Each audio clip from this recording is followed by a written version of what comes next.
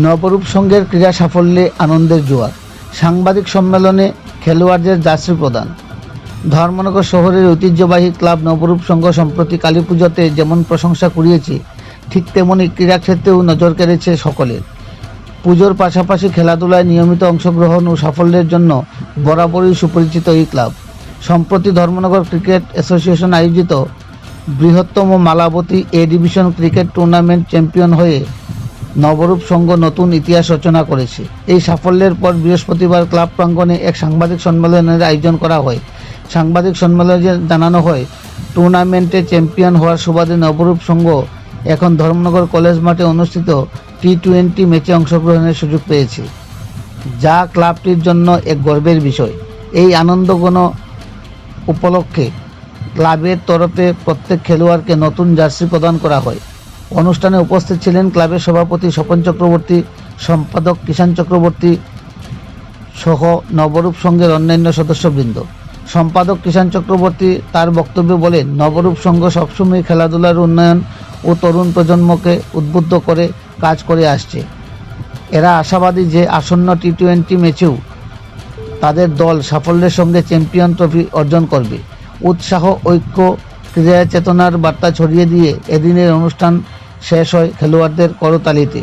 ধর্মনগর থেকে নিজস্ব প্রতিনিধি রিপোর্ট, শ্যামলী ত্রিপুরা।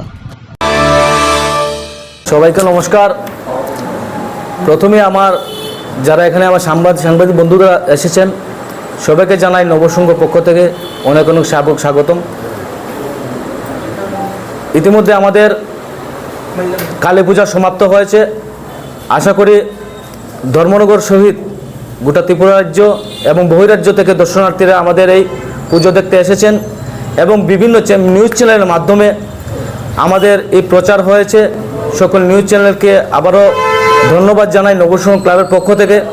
কিছু কিছু নিউজ চ্যানেল আমাদেরকে পুরস্কৃত করেছেন, যেমন সংবাদ উত্তরা আপনারা দেখতে পাচ্ছেন আমাদেরকে সেরা পুরস্কার দিয়েছে, স্বর্ণকমল জুয়েলারি আমাদেরকে সেরা আলোকসজ্জা দিয়েছে এবং অন্যান্য মিডিয়ারও আমাদেরকে পুরস্কৃত করেছে। অসংখ্য ধন্যবাদ জানাই আমাদেরকে এইভাবে সহযোগিতার হাত বাড়িয়ে দেওয়ার জন্য এবং আমাদেরকে উৎসাহিত করার জন্য।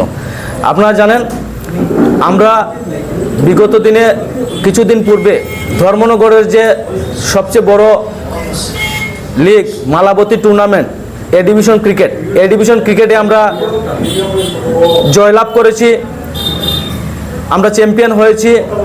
চ্যাম্পিয়ন হওয়ার সুবাদে এটা একটা সিস্টেমে পরিণত হয়েছে।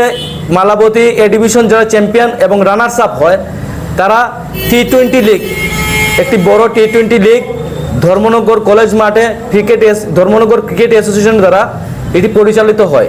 এই ক্রিকেট অ্যাসোসিয়েশনের দ্বারা পরিচালিত টি-20 ম্যাচে আমরা সুযোগ পেয়েছি, স্থান করে নিয়েছি এই চ্যাম্পিয়ন হওয়ার মাধ্যমে। আজকে সেই প্রথমবারের মতো আমরা এই টি-20তে আমরা সুযোগ পেয়েছি। তার জন্য আমরা আমাদের যে নতুন জার্সি, আমাদের প্লেয়াররা সবাই এসেছেন, আমরা জার্সি উন্মোচন করব। সেই সুবাদে আপনাদের এখানে প্রেস মিডিয়া বন্ধুদেরকে ডাকা হয়েছে। আমরা আশাবাদী টি-20 টুর্নামেন্টে আমরা জয়ী হব এবং চ্যাম্পিয়ন হব। আপনি যে বললেন মালাবতী টুর্নামেন্ট কোথায় হয়েছিল? কলেজ মাঠে, ধর্মনগর কলেজ মাঠে। কবে হয়েছিল? 2 মাস হয়ে গেছে, এই বছর হয়েছে। আমি ক্লাবের নবসংঘ ক্লাবের সম্পাদক। আপনার নাম? কিষাণ চক্রবর্তী।